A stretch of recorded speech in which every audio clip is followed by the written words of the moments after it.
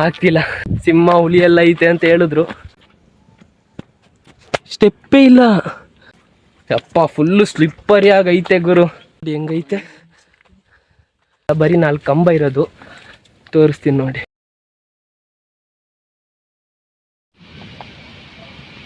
ತುಂಬಾ ಸತಿ ಬೀಳಂಗ ಆಗಿತ್ತು. ನಮಸ್ಕಾರ ಬಂಧುಗಳೇ, ಎಲ್ಲ ಹೇಗಿದ್ದೀರಾ? ನಾವು ಚೆನ್ನಾಗಿದ್ದೀವಿ, ನೀವು ಚೆನ್ನಾಗಿದ್ದೀರಾ ಅನ್ಕೊಂಡಿದ್ದೀನಿ. ಇವತ್ತು ನಾವು ಹೋಗ್ತಿರೋ ಜಾಗ ಬಂದ್ಬಿಟ್ಟು ಒಂದು ದೇವಸ್ಥಾನ. ಆ ದೇವಸ್ಥಾನಕ್ಕೆ ಸರಿಸುಮಾರು ನಿವಾಸಕ್ಕೆ 1200 ವರ್ಷ ಹಳೆ ದೇವಸ್ಥಾನ ಅದು.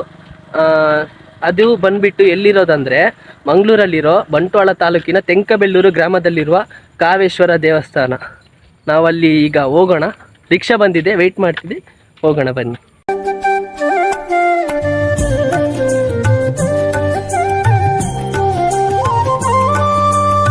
ನಾನು ಈಗ ಹೇಳಿದ್ನಲ್ಲ ದೇವಸ್ಥಾನ, ಆ ದೇವಸ್ಥಾನದ ಹತ್ರ ಬಂದಿದ್ದೀವಿ ನೋಡಿ. ಆ ದೇವಸ್ಥಾನ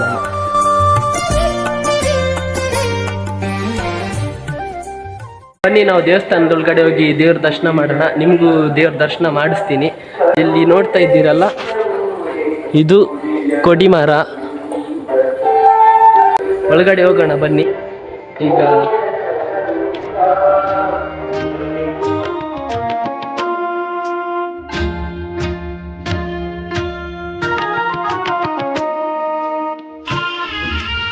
ನೋಡಿ, ಎಲ್ಲ ದೇವ್ರ ದರ್ಶನ ಮಾಡ್ಕೊಳ್ಳಿ.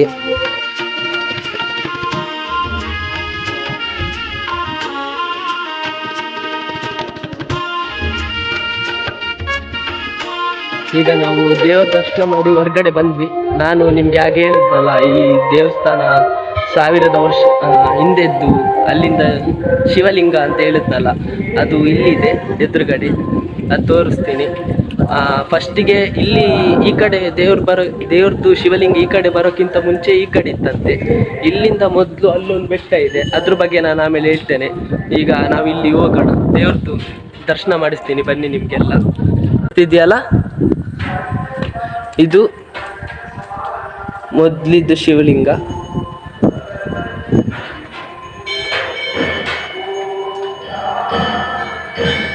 ನೋಡಿದ್ರಲ್ಲ, ತುಂಬ ಹಳೆಯದ್ದು.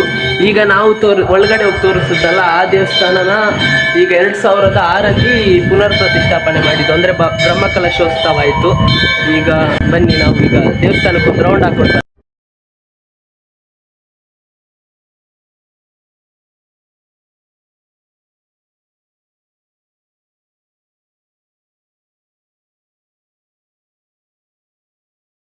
ನಾವು ದೇವ್ರ ದರ್ಶನ ಮಾಡ್ಕೊಂಡು ಹೊರಗಡೆ ಬಂದ್ವಿ. ಈಗ ಅಲ್ಲಿ ಒಂದು ಬೆಟ್ಟ ಕಾಣಿಸ್ತಿದ್ಯಲ್ಲ ನಿಮ್ಗೆ,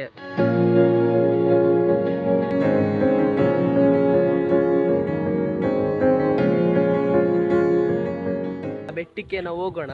ಅದಕ್ಕಿಂತ ಮುಂಚೆ ಆ ಬೆಟ್ಟದ ಬಗ್ಗೆ ನೀವು ಸ್ವಲ್ಪ ತಿಳ್ಕೊಳ್ಳಿ. ನನ್ನ ಹಿಂದೆ ಈ ಬೆಟ್ಟೆಯನ್ನು ಕಾಣಿಸ್ತಿದ್ಯಲ್ಲ, ಇದ್ರ ಹೆಸರು ಬಂದು ಕಾವಗುಡ್ಡೆ ಅಂತ.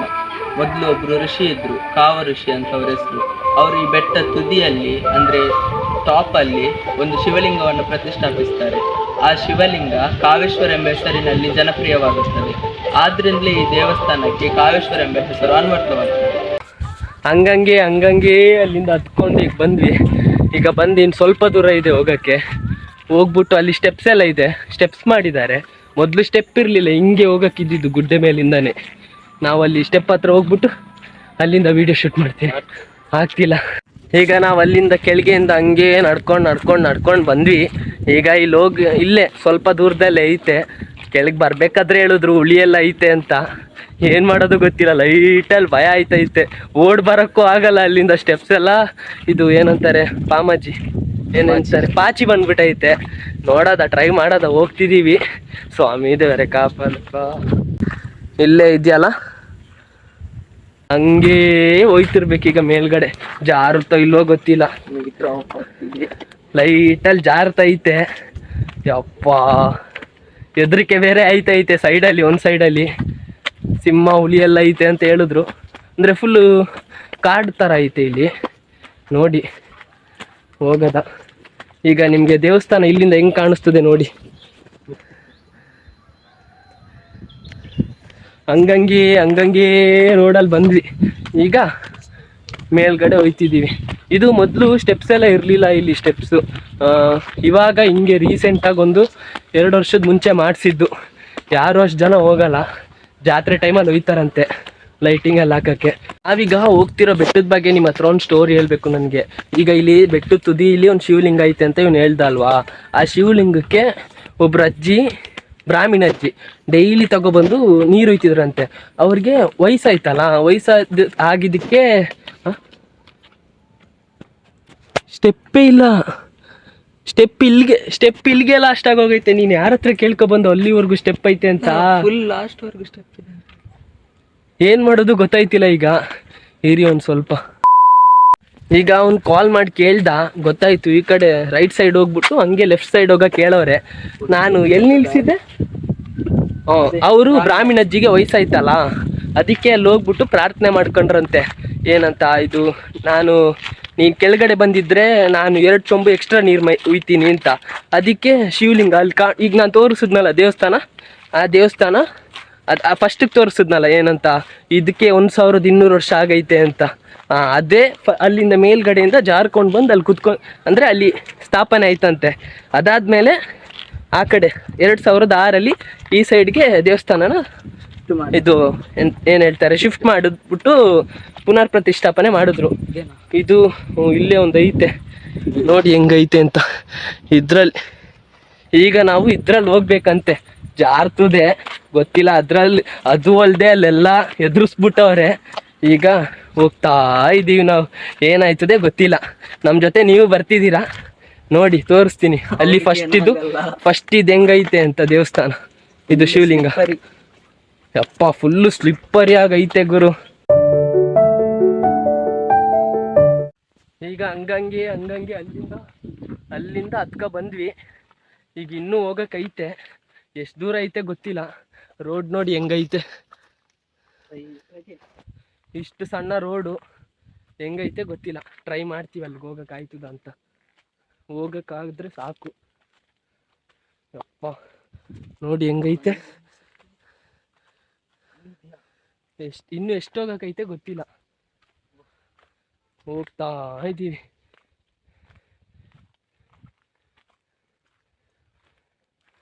ಈಗ ನಾವು ಬೆಳಗ್ಗೆ ತಿಂದಿದ್ದು ನಮ್ಮ ಊರಿದ್ದು ನೀರು ಪುಂಡಿ, ಅದೆಲ್ಲ ಕರ್ಗೋಯ್ತು ಅನ್ಕೋತೀನಿ ಇಷ್ಟು ಮೇಲೆ ಬರ್ಬೇಕಾರೆ. ಹಬ್ಬ ಹಂಗಂಗೆ ಹತ್ಕೊ ಬಂದ್ವಿ. ಇಲ್ಲಿ ಕಾಣಿಸ್ತೈತೆ, ಫೈನಲಿ ರೀಚ್ ಆದ್ವಿ ಅನ್ಕೊಂಡೆ. ಚಪ್ಪಲಿ ಬಿಟ್ವಿ, ರೀಚ್ ಆಗಿದ್ದೀವಿ ಅನ್ಕೋತೀನಿ ಫೈನಲಿ. ಇಲ್ಲೇ ಇದೆ ನೋಡಿ ದೇವಸ್ಥಾನ. ಅಂದರೆ ಈಗ ಇಲ್ಲಿ ಏನಿಲ್ಲ, ಬರೀ 4 ಕಂಬ ಇರೋದು. ತೋರಿಸ್ತೀನಿ ನೋಡಿ.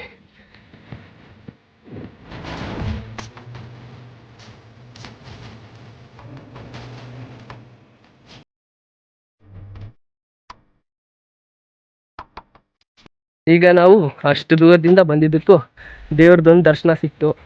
ಇಲ್ಲೇ ಹಂಗೆ ಕೈ ಮುಕ್ಕೊಂಡು ಕೆಳಗಡೆ ಹೊರಡೋಣ.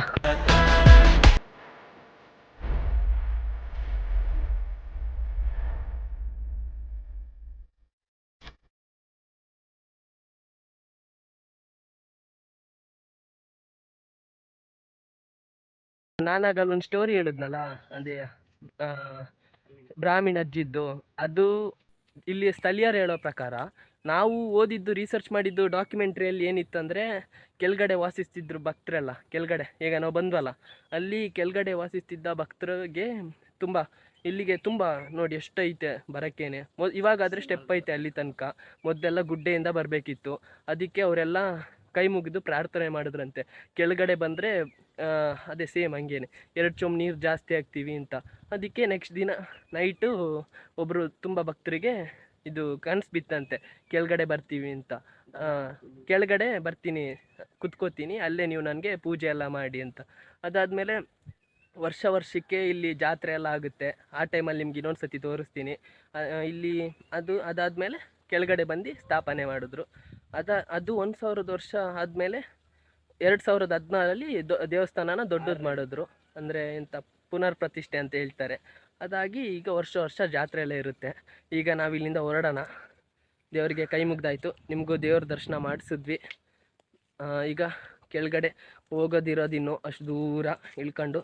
ನಾನು ನಿಮಗೆ ಸಿಗ್ತೀನಿ ಕೆಳಗಡೆ ಹೋಗ್ಬಿಟ್ಟು.